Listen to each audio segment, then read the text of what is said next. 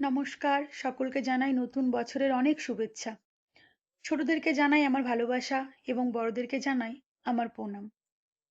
প্রত্যেকটি সালের মতো ২০২৪ সালও আমাদের জীবনে অনেক কিছু দিয়েও গেছে, আবার অনেক কিছু নিয়েও গেছে। কিছুটা ভালো, কিছুটা খারাপ, কিছুটা আনন্দ, কিছুটা দুঃখ। জীবনে কারোর আগমন, আবার কারোর চলে যাওয়া, কারো থেকে ভালো অভিজ্ঞতা, কারো থেকে খারাপ অভিজ্ঞতা। এই নিয়েই ঝড়ের গতিতে কেটে গেল ২০২৪ সাল। আজ একটা নতুন সালের সূচনা হলো ২০২৫। আমি চাইবো শুধু বছরের প্রথম দিন নয়, বছরের প্রতিটি দিন তোমাদের কাছে হয়ে উঠুক হ্যাপি ডে। তার কারণ ২০২৪ সালটা যাওয়ার আগে আমাকে একটা জিনিস খুব ভালো করে বুঝিয়ে দিয়ে গেছে।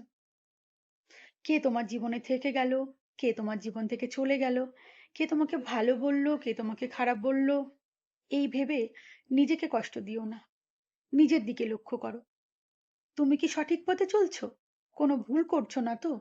কারোর কোনো ক্ষতি করছো না তো? কাউকে নিয়ে সমালোচনা করছো না তো? কেউ বিপদে পড়লে তার পাশে থাকছো তো?